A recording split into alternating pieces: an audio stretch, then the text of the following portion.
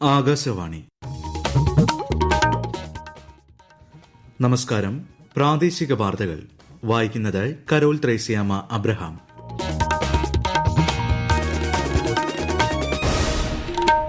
പ്രധാന വാർത്തകൾ. രാജ്യത്ത് ലോക്സഭാ തെരഞ്ഞെടുപ്പ് പ്രചാരണം ചൂടുപിടിക്കുന്നു. പ്രമുഖ നേതാക്കൾ പ്രചാരണ രംഗത്ത് സജീവം. സംസ്ഥാനത്ത് മണ്ഡലങ്ങളിൽ ഉടനീളം റോഡ് ഷോയുമായി സ്ഥാനാർത്ഥികൾ.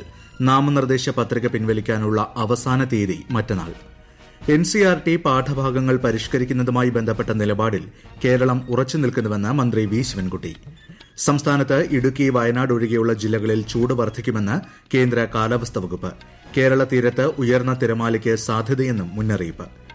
ISL ഫുട്ബോളിൽ Kerala Blasters north east United പോരാട്ടം. വാർത്തകൾ വിശദമായി. കഴിഞ്ഞ 10 വർഷക്കാലം രാജ്യത്തെ കർഷക സമൂഹത്തിന്റെ വികസനത്തിനാണ് സർക്കാർ തുടർച്ചയായി അധ്വാനിച്ചതെന്ന് പ്രധാനമന്ത്രി നരേന്ദ്രമോദി. ഉത്തർപ്രദേശിലെ സഹ്റൻപൂരിൽ നടന്ന തിരഞ്ഞെടുപ്പ് പ്രചാരണ പരിപാടിയിൽ സംസാരിക്കുകയായിരുന്നു അദ്ദേഹം. രാജസ്ഥാനിലെ പുഷ്കറിൽ നടന്ന തിരഞ്ഞെടുപ്പ് റാലിയെയും ശ്രീ മോദി അഭിസംബോധന ചെയ്യും. അതേസമയം കോൺഗ്രസിന്റെ തിരഞ്ഞെടുപ്പ് സമ്മേളനം രാജസ്ഥാനിലെ ജയ്പൂരിൽ നടന്നു. AICC അധ്യക്ഷൻ മല്ലികാർജ്ജുൻ ഖാർഗെ, പാർട്ടി നേതാക്കളായ സോണിയാഗാന്ധി, പ്രിയങ്ക ഗാന്ധി എന്നിവരും സമ്മേളനത്തിൽ പങ്കെടുത്തു.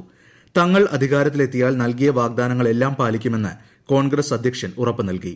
ഈ പോരാട്ടം ഭരണഘടനയെയും ജനാധിപത്യത്തെയും സംരക്ഷിക്കാനാണെന്നും അദ്ദേഹം അഭിപ്രായപ്പെട്ടു. സംസ്ഥാനത്ത് ലോക്സഭാ തെരഞ്ഞെടുപ്പിനായുള്ള നാമനിർദ്ദേശ പത്രികകളുടെ സൂക്ഷ്മ പരിശോധന പൂർത്തിയായി. നിലവിൽ 204 സ്ഥാനാർത്ഥികളാണ് മത്സരരംഗത്തുള്ളത്. പത്രിക പിൻവലിക്കാനുള്ള അവസാന തീയതി മറ്റന്നാളാണ്. അതേസമയം തെരഞ്ഞെടുപ്പിനുള്ള സംസ്ഥാനത്തെ അന്തിമ വോട്ടർ പട്ടിക പ്രസിദ്ധീകരിച്ചു. 2,77,49,159 വോട്ടർമാരാണ് അന്തിമ വോട്ടർ പട്ടികയിൽ ഇടം നേടിയത്.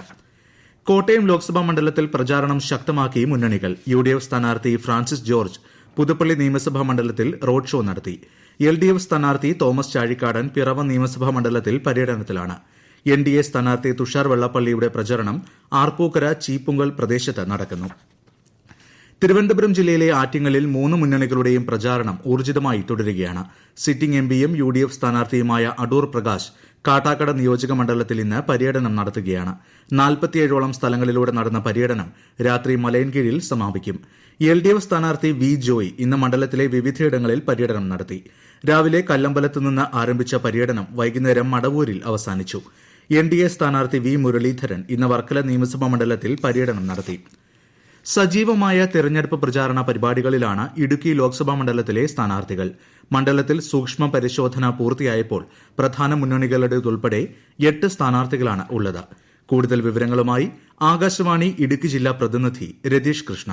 വോട്ടെടുപ്പിന് ചുരുങ്ങിയ ദിവസങ്ങൾ മാത്രം ശേഷിക്കെ ഇടുക്കി ലോക്സഭാ മണ്ഡലത്തിൽ തിരക്കിട്ട പ്രചാരണ പരിപാടികളിലാണ് സ്ഥാനാർത്ഥികളും പ്രവർത്തകരും. നാമനിർദ്ദേശ പത്രികകളുടെ സൂക്ഷ്മ പരിശോധന പൂർത്തിയായപ്പോൾ 12 പത്രികകളിൽ 8 സ്ഥാനാർത്ഥികളുടെ പത്രികകൾ അംഗീകരിച്ചു. NDA സ്ഥാനാർത്ഥി സംഗീത വിശ്വനാഥ്, UDF സ്ഥാനാർത്ഥി ഡീൻ കുര്യാക്കോസ്, LDF സ്ഥാനാർത്ഥി ജോയ്സ് ജോർജ് എന്നിവരുടെ പത്രികകൾ അംഗീകരിച്ചവയിൽ ഉൾപ്പെടും. ഡമ്മി സ്ഥാനാർത്ഥികളുടേതുൾപ്പെടെ 4 പേരുടെ പത്രികകളാണ് തള്ളിയത്. BSPയുടെ സ്ഥാനാർത്ഥി റസൽ ജോയി, വിടുതലൈ ചിരുതൈകൾ കച്ചിയുടെ സജി ഷാജി, സ്വതന്ത്ര സ്ഥാനാർത്ഥികളായ ജോമോൻ ജോൺ, മനേഷ്, PK സജീവൻ എന്നിവരുടെ പത്രികകളും സ്വീകരിച്ചു. ഈ മാസം 8 വരെ പത്രിക പിൻവലിക്കാൻ അവസരമുണ്ട്. അതിനുശേഷമാകും മണ്ഡലത്തിലെ സ്ഥാനാർത്ഥികളുടെ പട്ടികയ്ക്ക് അന്തിമ രൂപമാകുക.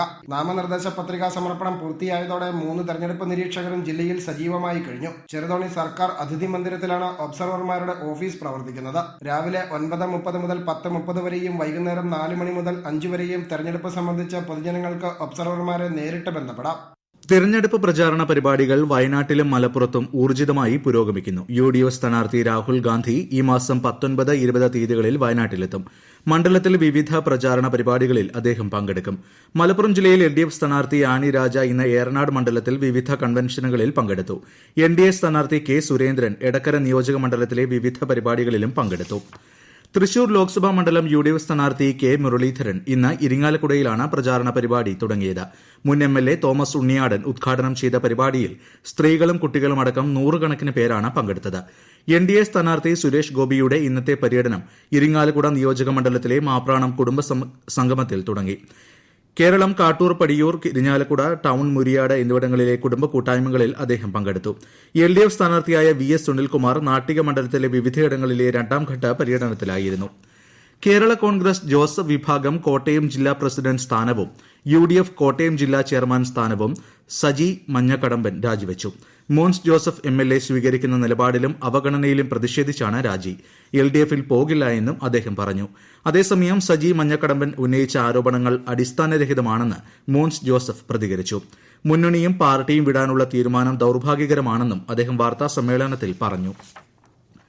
കോഴിക്കോട് മെഡിക്കൽ കോളേജിൽ സമരം നടത്തുന്ന മുൻ നഴ്സിംഗ് ഓഫീസർ അനിതയ്ക്കും അതിജീവിതയ്ക്കും UDF എല്ലാവിധ പിന്തുണയും നൽകുമെന്ന് പ്രതിപക്ഷ നേതാവ് VD സതീശൻ. ഇക്കാര്യത്തിൽ കോടതിയുടെ അഭിപ്രായം കൂടി പുറത്തുവന്നാൽ നിയമ നടപടി സ്വീകരിക്കുമെന്നും അദ്ദേഹം വ്യക്തമാക്കി.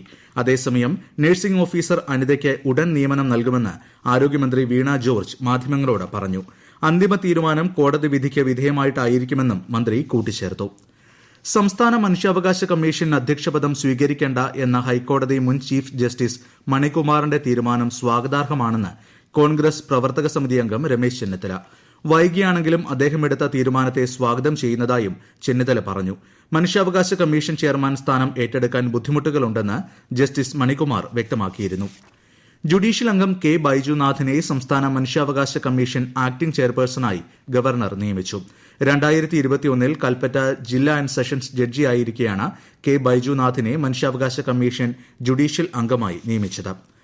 പൂക്കോട് വെറ്റിനറി സർവകലാശാലയിലെ വിദ്യാർത്ഥി സിദ്ധാർത്ഥന്റെ മരണം അന്വേഷിക്കുന്ന CBI സംഘം വയനാട്ടിലെത്തി. വയനാട് SPയുമായി കൂടിക്കാഴ്ച നടത്തിയ ശേഷമാണ് സംഘം വെറ്റിനറി സർവകലാശാലയിൽ എത്തിയത്. കേസിന്റെ വിശദാംശങ്ങൾ അന്വേഷണ ഉദ്യോഗസ്ഥനിൽ നിന്ന് ശേഖരിച്ചിരുന്നു. ഈ വാർത്തകൾ ആകാശവാണിയിൽ നിന്ന്. ആകാശവാണി തിരുവനന്തപുരം പ്രാദേശിക വാർത്താ വിഭാഗം അവതരിപ്പിക്കുന്ന പ്രത്യേക പരിപാടിയായ നല്ല വാർത്ത എല്ലാ ശനിയാഴ്ചയും വൈകുന്നേരം 6:40 പ്രക്ഷേപണം ചെയ്യുന്നതാണ്.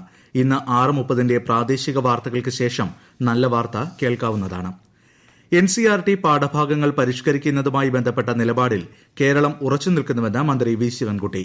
കുട്ടികൾ യാഥാർത്ഥ്യം പഠനത്തിലൂടെ മനസ്സിലാക്കണം എന്നതാണ് സംസ്ഥാനത്തിന്റെ നിലപാട്. വളച്ചൊടിക്കപ്പെട്ട ചരിത്രമോ വികലമാക്കപ്പെട്ട ശാസ്ത്ര നിലപാടുകളോ സംസ്ഥാനം അംഗീകരിക്കില്ലെന്ന് വ്യക്തമാക്കിയിട്ടുണ്ട്. ആ നിലപാടുകൾ തുടരുമെന്നും മന്ത്രി വ്യക്തമാക്കി. സംസ്ഥാനത്ത് താപനില ഉയരുന്നു. 12 ജില്ലകളിൽ കേന്ദ്ര കാലാവസ്ഥാ വകുപ്പ് മഞ്ഞ ജാഗ്രത പ്രഖ്യാപിച്ചു. ഈ മാസം 10 വരെ കൊല്ലം, പാലക്കാട് ജില്ലകളിൽ ഉയർന്ന താപനില 40 ഡിഗ്രി സെൽഷ്യസ് വരെയും തൃശൂർ, കണ്ണൂർ ജില്ലകളിൽ 38 ഡിഗ്രി സെൽഷ്യസ് വരെയും ഉയരാൻ സാധ്യതയുണ്ട്.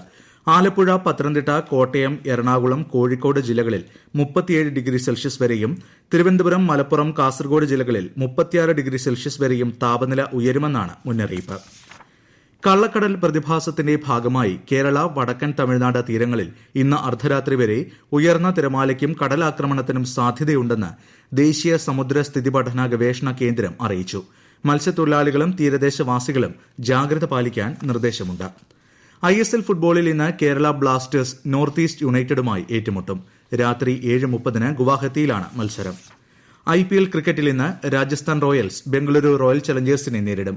ജയ്പൂരിൽ വൈകിട്ട് 7:30 മത്സരം. കോഴിക്കോട് ജില്ലയിൽ മഞ്ഞപ്പിത്തം റിപ്പോർട്ട് ചെയ്യുന്ന സാഹചര്യത്തിൽ ജനങ്ങൾ ജാഗ്രത പുലർത്തണമെന്ന് ജില്ലാ മെഡിക്കൽ ഓഫീസർ അഭ്യർത്ഥിച്ചു. കഴിഞ്ഞ 10 ദിവസത്തിനുള്ളിൽ ജില്ലയിൽ 2 പേർ മഞ്ഞപ്പിത്തം ബാധിച്ച് മരണപ്പെട്ട സാഹചര്യത്തിലും രോഗികൾ കൂടുന്ന സാഹചര്യത്തിലുമാണ് ഇത്. അരുണാചൽ പ്രദേശിൽ ദുരൂഹ സാഹചര്യത്തിൽ 3 മലയാളികൾ മരിച്ച സംഭവത്തിൽ മരണപ്പെട്ട നവീന്റെ കോട്ടയത്തെ വീട്ടിൽ പോലീസ് പരിശോധന നടത്തി. വട്ടിയൂർക്കാവ് പോലീസിന്റെ നേതൃത്വത്തിലായിരുന്നു പരിശോധന. കണ്ണൂർ പാനൂരിനടുത്തുണ്ടായ ബോംബ് സ്ഫോടനവുമായി ബന്ധപ്പെട്ട് 4 പേർ കസ്റ്റഡിയിൽ. CPIM പ്രവർത്തകരാണ് കസ്റ്റഡിയിലായത്. കൂത്തുപറമ്പ് ACP KV വേണുഗോപാലിന്റെ നേതൃത്വത്തിലുള്ള സംഘമാണ് കേസ് അന്വേഷിക്കുന്നത്. വിഷു പൂജയ്ക്കായി ശബരിമല ക്ഷേത്രനട ഈ മാസം 10 തുറക്കും. വിഷുദിനമായ ഞായറാഴ്ച പുലർച്ചെ 4 മുതൽ 7 വരെ വിഷുക്കണി ദർശനവും തന്ത്രി, മേൽശാന്തി എന്നിവരുടെ നേതൃത്വത്തിൽ വിഷു കൈനീട്ടം നൽകൽ ചടങ്ങും നടക്കും. റമദാൻ വ്രതം അവസാന നാളുകളിലേക്ക് അടുക്കവെ വിശ്വാസികൾ ഇന്ന് ലൈലത്തുൽ ഖദർ എന്നറിയപ്പെടുന്ന 27ാം രാവ് ആചരിക്കുന്നു. 1000 മാസങ്ങളേക്കാൾ ഈ രാവിന് പുണ്യമുണ്ടെന്നാണ് വിശ്വാസം. പ്രധാന വാർത്തകൾ വീണ്ടും. രാജ്യത്തെ ലോക്സഭാ തെരഞ്ഞെടുപ്പ് പ്രചാരണം ചൂടുപിടിക്കുന്നു. പ്രമുഖ നേതാക്കൾ പ്രചാരണ രംഗത്ത് സജീവം. സംസ്ഥാനത്ത് മണ്ഡലങ്ങളിൽ ഉടനീളം റോഡ് ഷോയുമായി സ്ഥാനാർത്ഥികൾ. നാമനിർദ്ദേശ പത്രിക പിൻവലിക്കാനുള്ള അവസാന തീയതി മറ്റന്നാൾ. NCERT പാഠഭാഗങ്ങൾ പരിഷ്കരിക്കുന്നതുമായി ബന്ധപ്പെട്ട നിലപാടിൽ കേരളം ഉറച്ചു നിൽക്കുന്നുവെന്ന് മന്ത്രി വി ശിവൻകുട്ടി. സംസ്ഥാനത്ത് ഇടുക്കി, വയനാട് ഒഴികെയുള്ള ജില്ലകളിൽ ചൂട് വർദ്ധിക്കുമെന്ന് കേന്ദ്ര കാലാവസ്ഥാ വകുപ്പ്. കേരള തീരത്ത് ഉയർന്ന തിരമാലയ്ക്ക് സാധ്യതയെന്നും മുന്നറിയിപ്പ്. ISL ഫുട്ബോളിൽ Kerala Blasters north east United പോരാട്ടം. പ്രാദേശിക വാർത്തകൾ കഴിഞ്ഞു. അടുത്ത വാർത്താ പ്രക്ഷേപണം 7:25.